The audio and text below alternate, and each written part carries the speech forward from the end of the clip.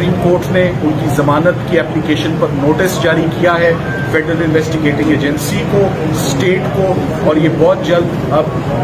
ये post arrest bell Imran Khan साहब की ये टेकअप होगी। शाह महमूद कुरैशी साहब की भी बेल बहुत जल्द इसी हफ्ते, वो भी हम उम्मीद करते हैं कि वो साथ क्लब होके इन दोनों पिटिशंस का फैसला, फॉर्मर प्राइम मिनिस्टर का और फॉर्मर फॉरेन मिनिस्टर की पोस्ट अरेस्ट बेल एप्लीकेशन का फैसला बहुत जल्द इंशाल्लाह सुप्रीम कोर्ट से मुतवक्किल है। देखिए, आज इमरान खान साहब की साइफर के मुकदमे में इस्लामाबाद हाई कोर्ट से जमानत खारिज होने के बाद आज सुप्रीम कोर्ट में बाकायदा समाअत उनकी पोस्ट अरेस्ट बेल एप्लीकेशन पे 3 रुकनी बेंच ने आज उसमें कार्रवाई की और ये मिस्टर जस्टिस सरदार तारिक मसूद साहब की नुमाइंदगी उनकी हेड ऑफ द बेंच, उन्होंने इस केस में आज समाअत की। आज काफी तफसीली कार्रवाई हुई,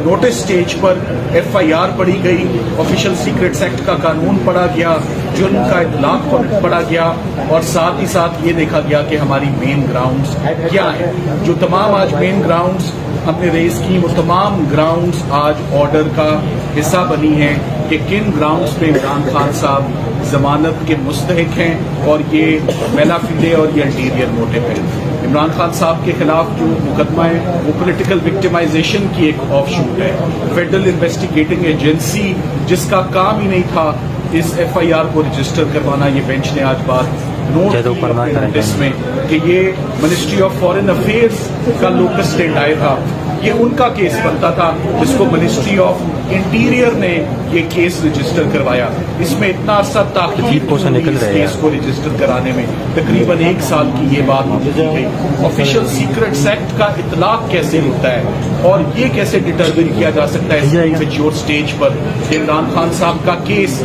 या सजाए मौत का केस है या उम्र कैद का केस है, जबकि उसी कानून के अंदर एक और कैटेगरी है जुर्म की जिसको बेलेबल ऑफेंस कहा जाता है और 2 साल की या सिर्फ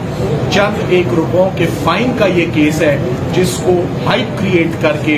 उसको गलत एप्लीकेशन लॉ की करके आपके आगे एक केस की हाइप क्रिएट करते हुए गलत उसकी प्रोसिक्यूशन जो है की जा रही है। साथ ही साथ आज बेंच ने ये नोट किया कि जो कस्टोडियन है जिसके पास जो प्रिंसिपल सेक्रेटरी थे आजम खान साहब, उनको उनका बयान रिकॉर्ड किया जाता है। शुरू में वो FIR में मुल्जिम गर्दाने जाते हैं और बाद में फेडरल इन्वेस्टिगेटिंग एजेंसी मेला फिडे से उन्हीं को मुल्जिम का स्टेटस उनका चेंज करके उनको गवाह बना देती है और उनका 164 का बयान रिकॉर्ड कर देती है। जबकि याद रहे कि आजम खान साहब अगवा हो गए और वो बहुत दिन तक गायब रहे। उनके घर वालों ने एक FIR रजिस्टर करवाई थी, इस्लामाबाद हाई कोर्ट में हेबियस कॉर्पस की पिटिशन हुई और फिर वो सामने आए, मंजर आम पर आए और सामने आने के बाद वो मुल्जिम बन गए। मुल्जिम से उनका स्टेटस चेंज होकर गवाह का बन गया इमरान खान साहब के अगेंस्ट। आज जो सबसे ज्यादा अहम बात हमने बेंच के नॉलेज में लाए वो ये मामला था कि साइफर का मामला, एक तो इमरान खान साहब ने कभी उसके कंटेंट्स पब्लिक के साथ शेयर नहीं किए और ये मामला नेशनल सिक्योरिटी कमेटी की मीटिंग में ये मामला रखा गया। 33 दिन तक इमरान खान साहब वज़ीर आज़म रहे, 33 दिन तक ये साइफर उनके पास रहा और एक मीटिंग होती है नेशनल सिक्योरिटी कमेटी की, ऑफिशियली डी क्लासिफाई होता है साइफर और डी क्लासिफाई होने के बाद ये डी मार्च किया जाता है। डी मार्च का मतलब एक एहतजाज किया जाता है, एक प्रोटेस्ट किया जाता है US एम्बेसी से कि ये अनडिप्लोमेटिक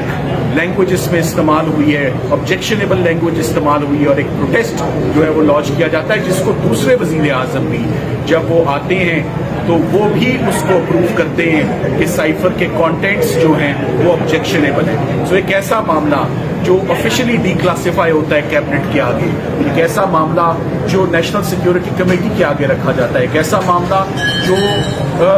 जिस पे डी मार्च किया जाता है, वो फिर किस तरह एक FIR का हिस्सा बन सकता है। ये तो क्लियरली पाकिस्तान के अंदरूनी मामलात में मदाखलत थी, ना कि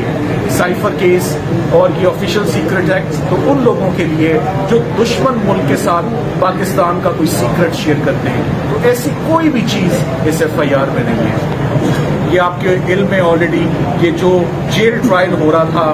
جو بڑی تیزی سے ٹرائل ہو رہا تھا، وہ کل رک چکا ہے، تمام ایویڈنس ریورس ہو چکا ہے، تمام چارج بھی دوبارہ فریم ہوگا اگر ہوگا، اور ایویڈنس بھی دوبارہ ریکارڈ ہوگی اگر ہوگی۔ فار دا ٹائم بھی